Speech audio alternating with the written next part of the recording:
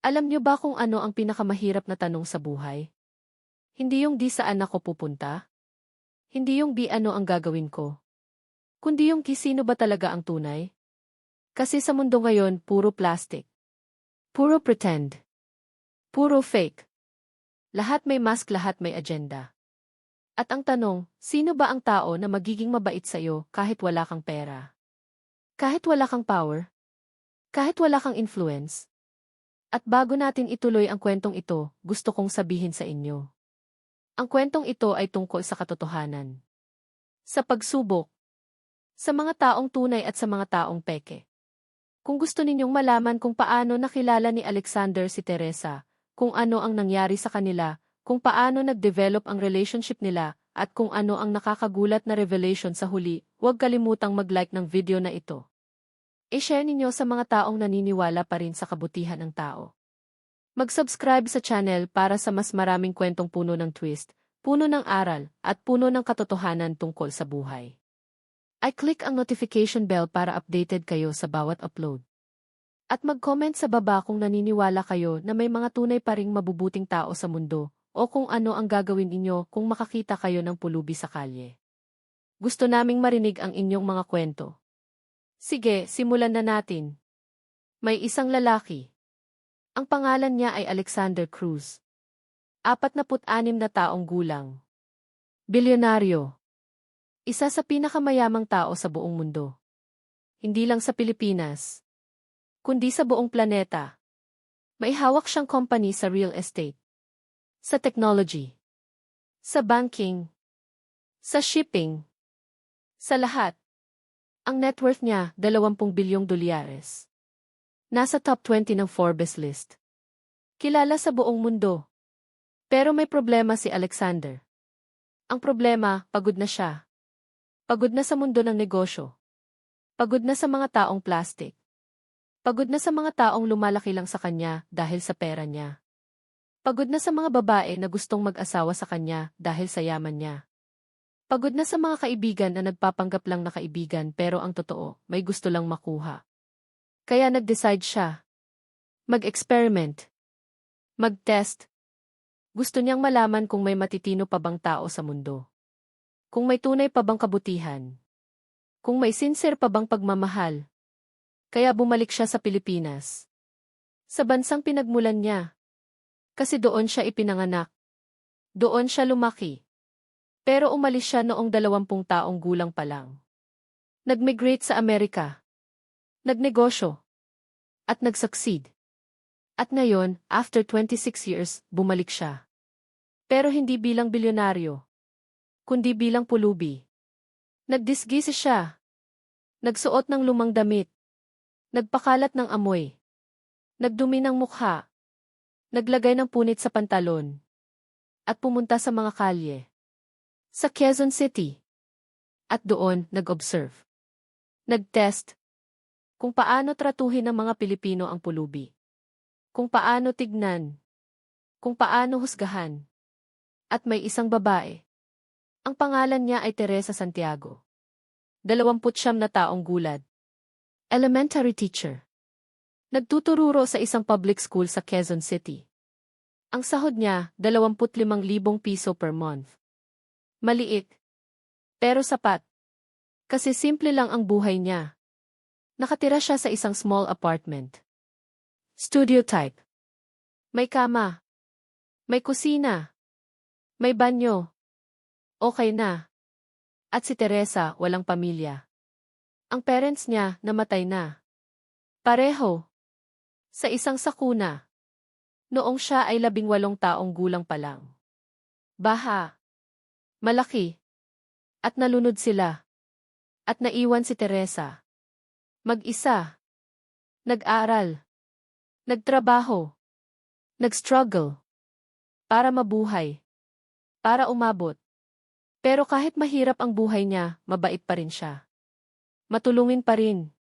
Kahit konti lang ang mayroon, nag-share pa rin. Lalo na sa mga taong nangangailangan. Sa mga pulubi. Sa mga bata. Sa mga matanda.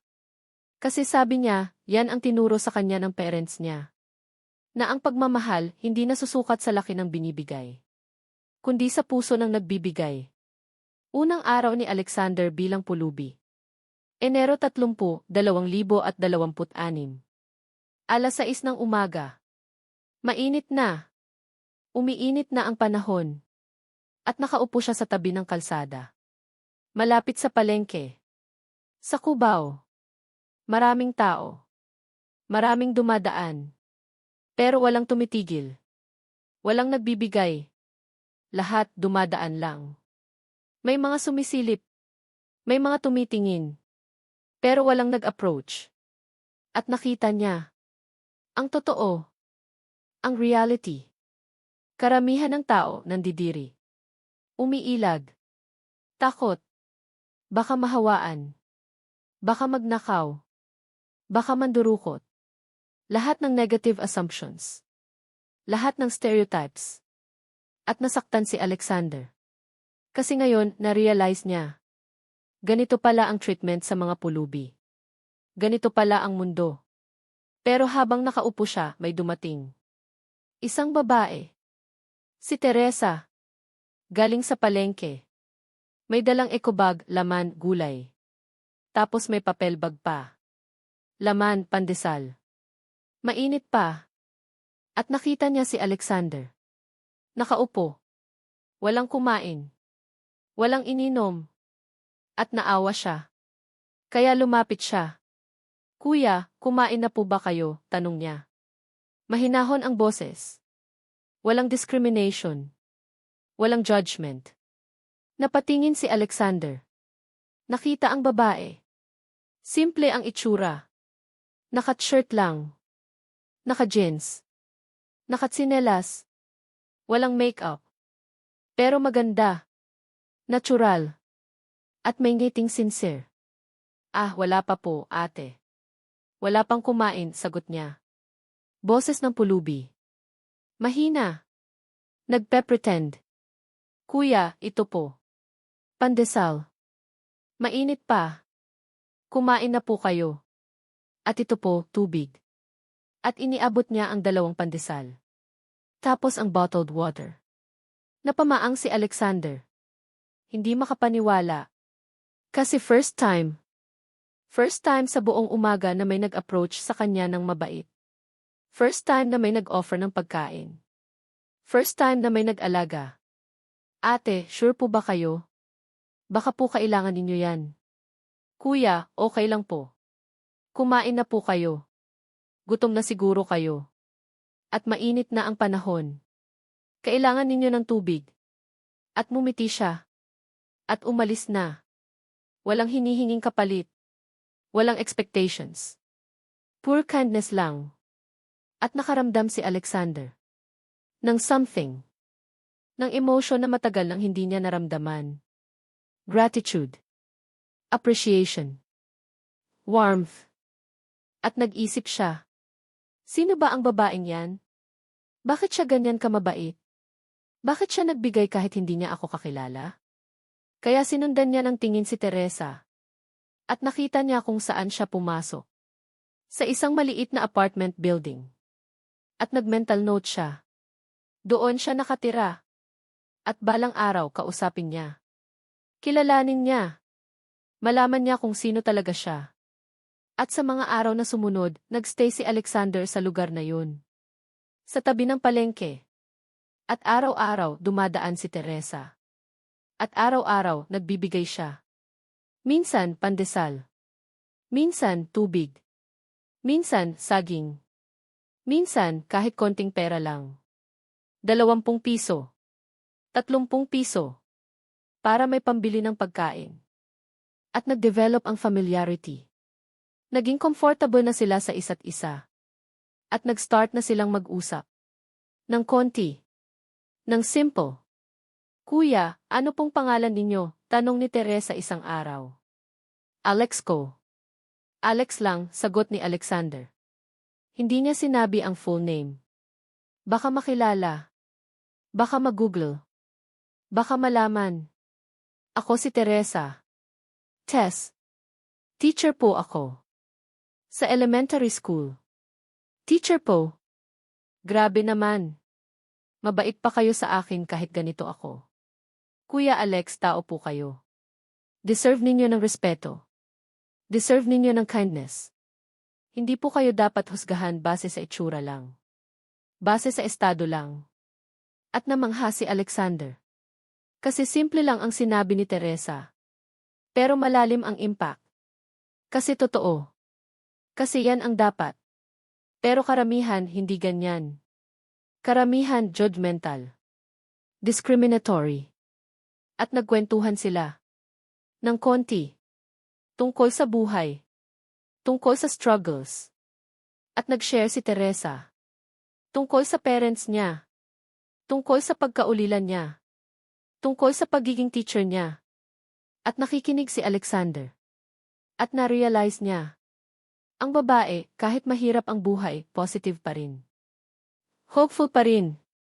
Kind pa rin. At nag-develop ang feelings ni Alexander. Unti-unti. Hindi niya alam kung kailan nagsimula. Pero ramdam niya. Ang admiration. Ang respect. Ang attraction. At nag-isip siya. Paano? Paano kung sabihin niya ang totoo? Na siya ay bilyonaryo. Na nagpretend lang siya bilang pulubi. Pero natatakot siya. Takot siya na baka magbago si Teresa. Baka maging iba. Baka maging plastic din kaya hindi muna niya sinabi. Nagstay muna siya bilang Alex. Ang pulubi. At after 3 months, naging close na talaga sila. Naging friends. At nag-invite si Teresa. Kuya Alex, pwede ba kayong kumain sa bahay ko? Simple lang. Sinigang. Pero sana, okay lang sa inyo. At tumango si Alexander. Opo, at Tess. Salamat po. At pumunta siya. Sa apartment ni Teresa. At nakita niya. Ang simplicity. Ang kalinisan. Kahit maliit, maayos. Organized. At may home-cooked meal.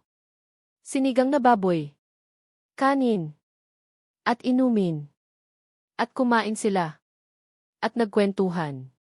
At nagtawanan. At nakaramdam si Alexander. Ng peace. Ng contentment. Ng happiness.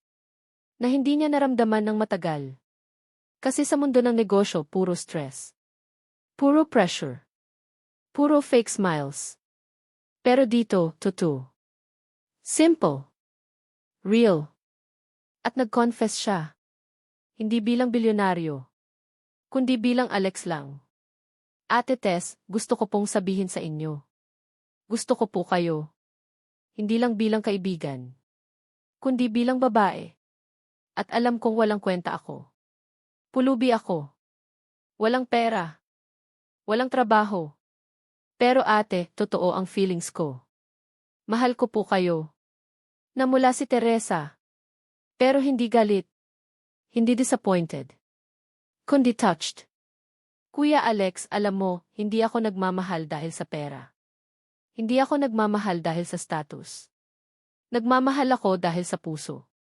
At nakikita ko ang puso mo. Nakikita ko ang kabutihan mo. At mahal din kita. At niyakap niya si Alexander. At umiyak sila pareho. Kasi ngayon, nag-start ang relationship nila. Official. Pero may lihim pa rin. May secret pa rin. Ang identity ni Alexander. At nagstay siya. Bilang pulubi. Bilang Alex. Kasi gusto niyang matest. Gusto niyang malaman kung hanggang saan ang pagmamahal ni Teresa. Kung matitibay ba? Kung totoo ba? At after 6 months, nag-propose si Alexander. Simple lang. Sa apartment. Walang sing-sing. Walang grand gesture. Teresa, mahal kita. Mahal na mahal. At gusto kitang pakasalan. Kahit wala akong maibibigay. Kahit pulubi ako. Pakakasalan mo ba ako? At tumango si Teresa. Umiiyak. Alex. Pakakasalan kita. Kasi mahal kita. Hindi dahil sa meron ka. Kundi dahil sa kung sino ka. At nag-civil wedding sila. Sa City Hall. Simple. Walang bisita. Dalawa lang sila. At ang judge. At masaya sila. Sobra. Kasi ngayon mag-asawa na sila. Legally. Pero may oras na. Oras na para sabihin ang totoo. Oras na para ipakita kung sino talaga si Alexander. Isang buwan pagkatapos ng kasal, kinausap ni Alexander si Teresa. Teresa, may kailangan akong sabihin sa'yo. Tungkol sa akin. Tungkol sa identity ko. Tungkol sa totoo. Nagtaka si Teresa. Alex, ano yun? May problema ba? May mali ba? Huminga ng malalim si Alexander. Teresa, hindi ako pulubi. Hindi ako tunay na pulubi. Ang totoo, ako ay Alexander Cruz. Ang SEC ng Cruz Global Enterprises. Bilyonaryo. At nagdisgis lang ako. Para malaman kung sino ang tunay. Kung sino ang sincere. At nahanap kita. Ikaw. Napamaang si Teresa. Hindi makapaniwala.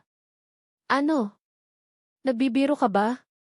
Umiling si Alexander. Kinuha ang phone. Nag-google ng sariling name. At ipinakita kay Teresa. Ang articles. Ang pictures. Ang Forbes list.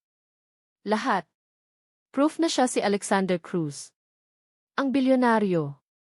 At namutla si Teresa. Nanginig. Umupo. Alex, bakit? Bakit mo ginawa yun? Bakit ka nag-pretend? Kasi pagod na ako, Teresa. Pagod na ako sa mga taong plastic. Sa mga taong nagmamahal dahil sa pera. Sa mga taong nag-approach dahil sa power. Gusto kong malaman kung sino ang tunay. At ikaw yun, Teresa. Ikaw yung taong nagmahal sa akin kahit akala mo wala akong kwenta. Ikaw yung taong tumulong sa akin kahit akala mo pulubi ako. At yan ang gusto ko. Yan ang hinahanap ko. Pero Alex, niloko mo ako. Nagpretend ka. Nagpanggap ka. Hindi, putol ni Alexander. Hindi kita niloko. Minahal kita. Totoo. Ang feelings ko, totoo. Ang pagmamahal ko, totoo. Ang nagpretend lang ako, yung identity. Pero yung puso ko, yung emotions ko, totoo lahat yun. At umupo si Teresa. Umiiyak. Kasi ngayon, confused siya. Galit ba siya?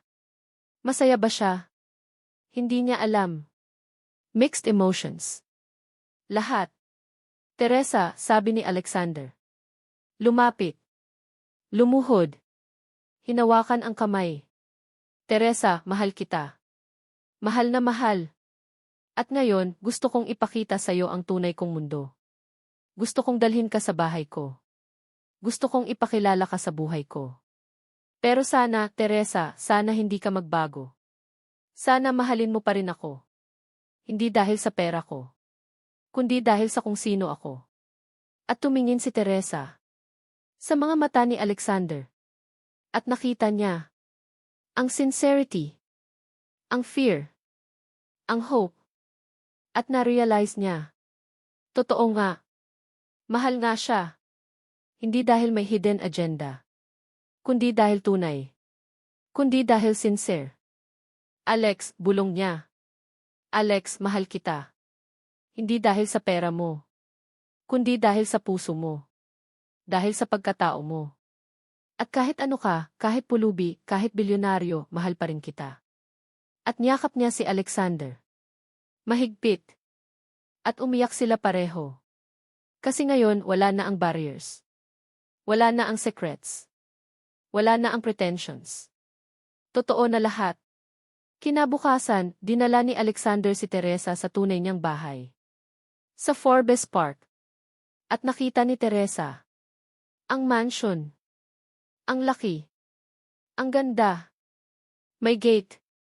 May security. May garden. May swimming pool.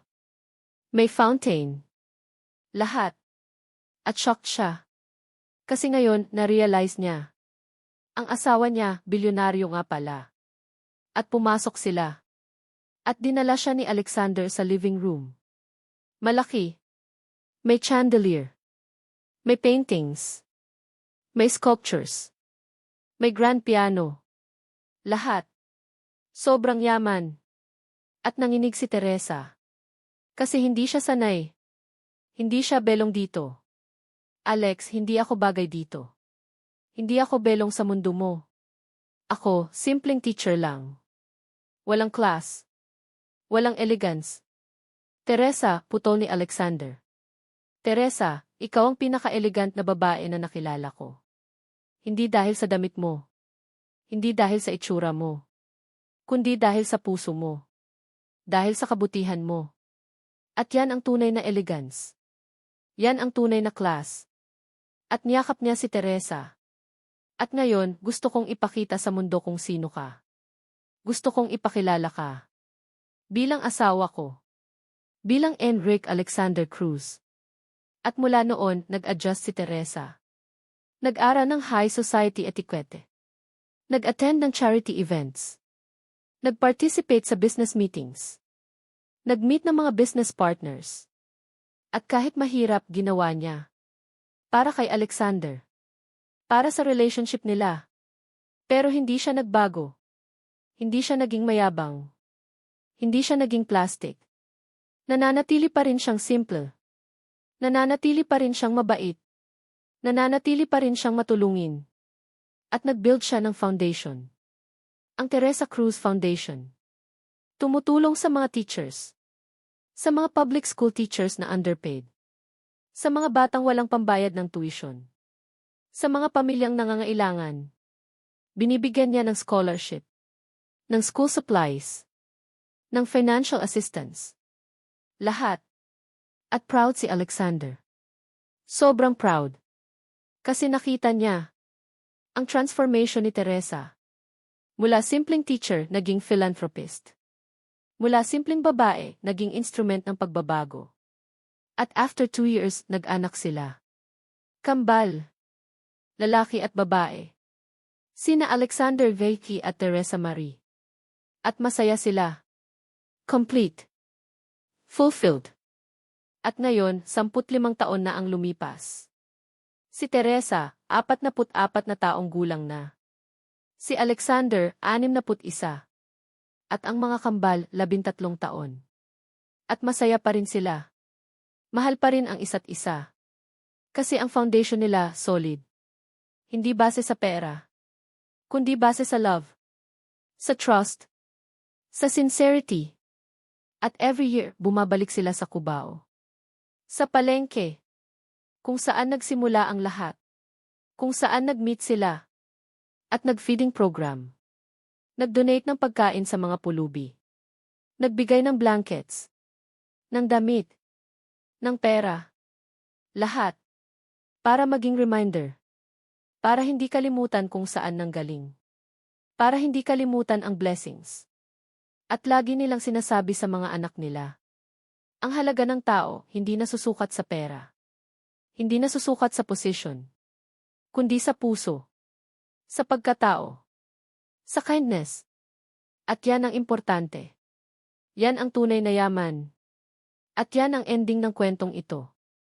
Ang kwento ni Alexander at Teresa. Ang kwento ng bilyonaryong nagpretend na pulubi. Ng teacher na tumulong sa kanya. Ng pagmamahal na hindi inaasahan. At ng buhay na nagbago dahil sa kabutihan. At ang moral ng kwentong ito, simple lang pero malalim ang kahulugan. Ang tunay na pagmamahal hindi nasusukat sa yaman. Hindi nasusukat sa status. Kundi sa puso. Sa kindness. Sa sincerity. Sa willingness na tumulong kahit wala kang makukuha. Sa willingness na mag-alaga kahit hindi mo obligasyon. Sa willingness na magmahal ng totoo. At ang kwentong ito, hindi lang tungkol kay Alexander at Teresa. Ito ay kwento ng lahat ng tao na nag-struggle sa paghanap ng tunay. Ng sincere. Ng totoo. Kasi sa mundo ngayon, puro plastic. Puro pretend. Puro fake. At ang tanong, sino ba ang tunay? Sino ba ang sincere? At ang sagot, makikita ninyo sa simpleng bagay. Sa simpleng kilos. Sa simpleng pag-aalaga. Hindi sa malalaking salita. Hindi sa malalaking pangako.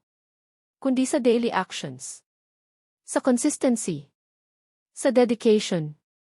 Kasi si Teresa, hindi nag-expect ng kapalit. Hindi nag-expect ng reward. Tumulong lang siya. Dahil mabait siya. Dahil may mabuting puso. Dahil yan ang tinuro sa kanya. At dahil dyan, naging blessing siya.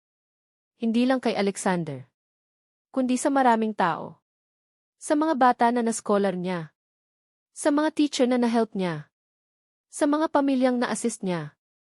At yan ang ganda ng kabutihan. Ang ganda ng kindness. Kumakalat. Nag-multiply. Nag-inspire ng iba. Na maging mabait din na tumulong din na mag-share din. Kaya sa mga taong nag-struggle sa paghanap ng tunay na pag-ibig, tandaan ninyo. Ang tunay na pag-ibig hindi dumadating sa perfect circumstances. Hindi dumadating sa perfect timing. Minsan, dumadating sa unexpected situations.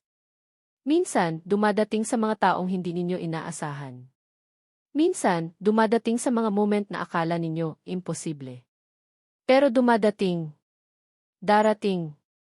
Basta huwag kayong susuko. Basta huwag kayong mawawalan ng faith. Basta huwag kayong mawawalan ng hope. Kasi ang Diyos may plano. Ang Diyos may timing. At sa tamang panahon, ipapakita niya.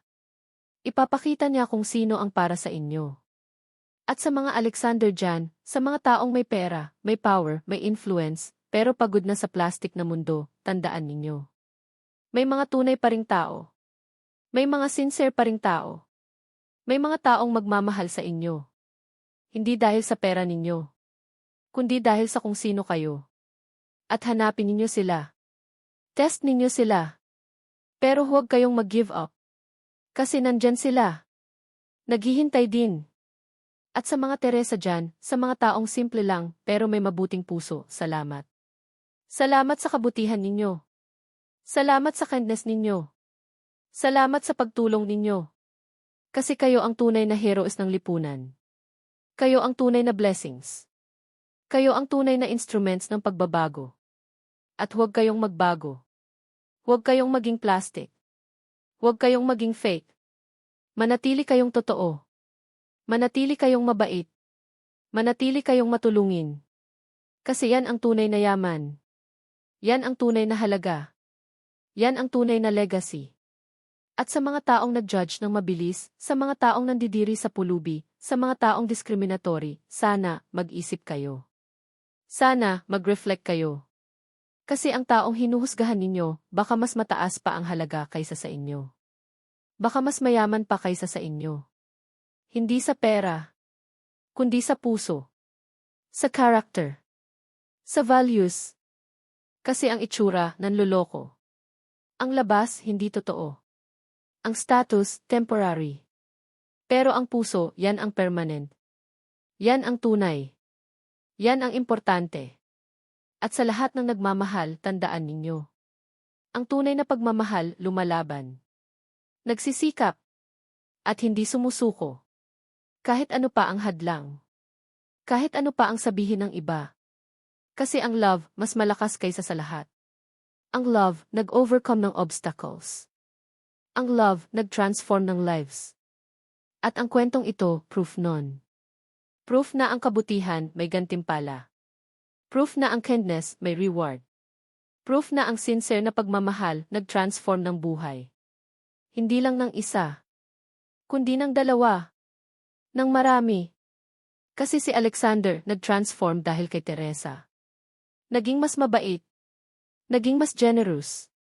Naging mas compassionate. At si Teresa naman nag-transform din, naging mas confident. Naging mas empowered. Naging mas impactful. At pareho silang naging blessing sa iba. At yan ang purpose ng buhay. Hindi lang ang maging successful. Hindi lang ang maging mayaman. Kundi ang maging blessing. Ang maging instrument ng pagbabago. Ang maging dahilan ng happiness ng iba. Salamat sa pakikinig. Salamat sa panonood. Salamat sa suporta ninyo. At sana, na-inspire kayo ng kwentong ito. Sana, naalala ninyo na ang tunay na yaman hindi nasusukat sa bank account. Kundi sa puso. Sa pagmamahal. Sa kindness. Huwag kalimutang mag-like ng video na ito. I-share ninyo sa mga taong nag-struggle sa paghanap ng tunay na pag-ibig. Sa mga taong pagod na sa plastic na mundo. Sa mga taong naniniwala pa rin sa kabutihan ng tao. Mag-subscribe sa channel para sa mas maraming kwentong puno ng twist, puno ng aral, puno ng katotohanan, at puno ng pag-asa. I-click ang notification bell para updated kayo sa bawat upload. At mag-comment sa baba ng inyong thoughts, ng inyong experiences tungkol sa paghanap ng tunay na pag-ibig, sa pagtulong sa iba, o sa mga unexpected blessings sa buhay ninyo. Gusto naming marinig ang boses ninyo. Gusto naming malaman ang stories ninyo. Gusto naming maging parte ng journey ninyo. At remember, ang comment section, safe space yan. Safe space para mag-share. Para mag-encourage. Para mag-inspire. Kaya huwag kayong mag-hesitate. Comment lang. Share lang. Express lang. Kasi nandito kami. Nakikinig kami. Nag-care kami. At sa lahat ng nagmamahal ngayong araw na ito, sa lahat ng lumalaban para sa tunay na pag-ibig, sa lahat ng naghahanap ng sincere na connection, tandaan ninyo. Darating din yan. Darating din ang tao para sa inyo. Darating din ang blessing ninyo. Basta huwag kayong susuko. Basta huwag kayong mawawala ng faith. Basta huwag kayong titigil sa pagmamahal. Kasi ang pagmamahal hindi naubos. Ang pagmamahal lumalaki. Ang pagmamahal nagmultiply. At the more na nagbibigay kayo ng love, the more na tumatanggap kayo ng love. Yan ang magic ng love. Yan ang power ng kindness. Hanggang sa susunod na kwento. Ingat kayo palagi. Alagaan ninyo ang sarili ninyo. Alagaan ninyo ang health ninyo. Physical, mental, emotional, spiritual. Lahat. Kasi kayo ang pinaka-importante. Kayo ang asset ninyo. Mahalin ninyo ang sarili ninyo. Kasi kung hindi kayo magmamahal sa sarili ninyo, paano kayo magmamahal ng iba? Kung hindi kayo mag-aalaga sa sarili ninyo, paano kayo mag-aalaga ng iba? Kaya self-love, importante. Self-care, importante. Self-respect, importante. Mahalin ninyo ang kapwa ninyo. Yung mga taong malapit sa inyo. Yung pamilya ninyo. Yung kaibigan ninyo. Yung mga taong nag-sacrifice para sa inyo. Show them na appreciated sila. Na valued sila. Na loved sila. Kasi ang expressions of love, kailangan. Hindi pwedeng assumed lang. At huwag kalimutang tumulong. Huwag kalimutang mag-share ng blessings. Huwag kalimutang maging blessing sa iba. Kasi yan ang purpose ng buhay. Yan ang meaning ng success. Yan ang definition ng true wealth. At huwag kalimutang magtiwala sa destiny. Kasi ang destiny may plano. Hindi lang para sa inyo, kundi para sa lahat. At ang plano na yan, perfect. Designed para sa growth ninyo. Para sa development ninyo. Para sa happiness ninyo. Paalam. At God bless sa inyong lahat. Lalo na sa mga taong naghahanap pa rin ng tunay na pag-ibig. Lalo na sa mga taong nagsisikap pa rin na maging mabait kahit maraming masama sa mundo. At lalo na sa mga taong naniniwala pa rin na may tunay pa ring mabubuting tao. Mahal namin kayo. At proud kami sa inyo. Lagi. Tandaan ninyo yan. Kasi deserve ninyo ng love. Deserve ninyo ng respect. Deserve ninyo ng happiness. Deserve ninyo ng lahat ng good things sa buhay. Keep fighting. Keep loving. Keep believing. Keep hoping. Kasi ang buhay maganda. Ang buhay puno ng possibilities. Ang buhay worth living. Lalo na kung kasama ninyo ang mga taong mahal ninyo. Ang mga taong tunay. Ang mga taong sincere. Salamat ulit. Maraming salamat. At see you sa next story. Ingat palagi. God bless. At padayon sa pagmamahal. Padayon sa kabutihan. Padayon sa pag-asa.